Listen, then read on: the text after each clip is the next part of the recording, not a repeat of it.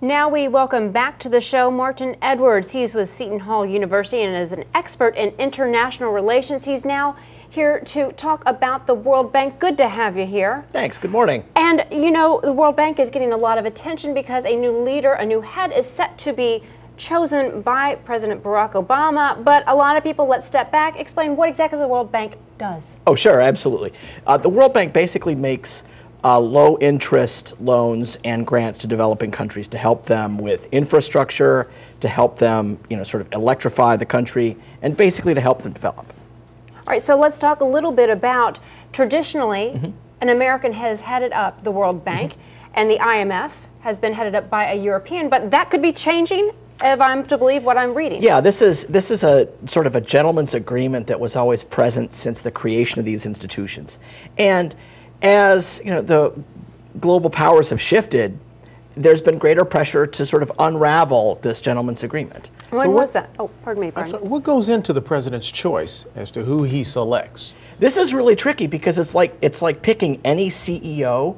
You want someone with a lot of development experience, but you don't necessarily just want someone who's a trained academic. You want someone who can negotiate and talk to a whole lot of different constituencies, including Capitol Hill, which is probably the most important one.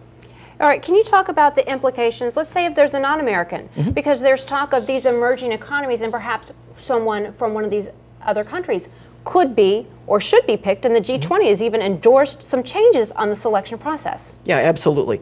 What's happened is that more candidates have come forward that have experience in multilateral development and have sort of the kind of international backgrounds that would allow them to make these deals and reach out to various constituencies.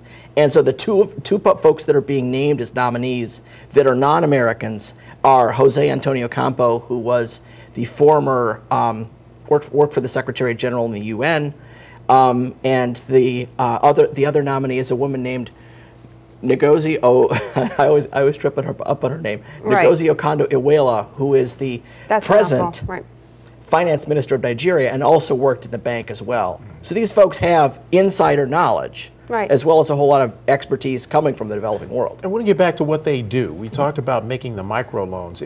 Does that make the World Bank perhaps more important to emerging markets as opposed to the U.S.? Yeah, the World Bank doesn't lend to the United States. The World Bank lends to developing countries. So in terms of where a lot of its loans go, they go to countries that cannot access international capital markets.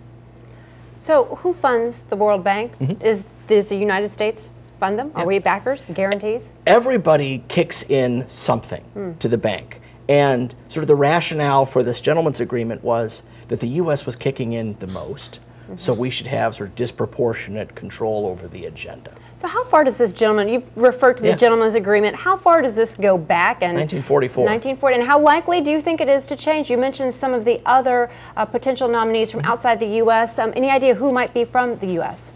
Well, I think the talk is now that since the developing countries are putting together candidates with renown that people have heard of, that the U.S. sort of has to step up its game. And Hillary Clinton keeps being floated now as sort of a natural name. Granted, she has a job. Yeah. Whether she wants to leave that job is an open question. So it's good to have to be someone who's going to be able to command the support of the international community. Just a clarification. Sure. We mentioned the World Bank and the IMF. What's the difference? I mean, what does IMF do as opposed to the World Bank? Yeah. Basically the difference is the types of things that they lend for. Okay. The IMF lends for countries when they have balance of payments crises. So Greece being the primary example here. But what the World Bank does is more project-based lending. So if countries need financing to build a dam, the World Bank steps in and provides that. So that's the distinction. Are they associated or run by the UN? They are both. They're both independent from the UN, but in both agencies, there's sort of a predominant, U.S. and European influence over them. So now the president has to take sort of a world view of the projects that are needed, perhaps, when he selects whoever it is who's going to run that bank, correct? Yeah. And in the past, the appointees have been folks that have had a lot of influence on Wall Street. Okay? Though that's not necessarily needed as much anymore, since since the World Bank can raise money in global financial markets, it's not necessary to have a quote-unquote banker. So the potential for the president appointing no one is there. Whether that's politically smart in an election year and with a Congress that doesn't like him a whole lot is an open question. And as we get ready for this change, is there need for more transparency, and is the World Bank coming under any type of criticism? Call for changes. Yeah, I mean, the whole notion of having these agreements brokered at the outset has always been a source of concern. And now that we actually have candidates that are stepping forward that are being nominated by countries, we actually might see, in essence, a competitive election.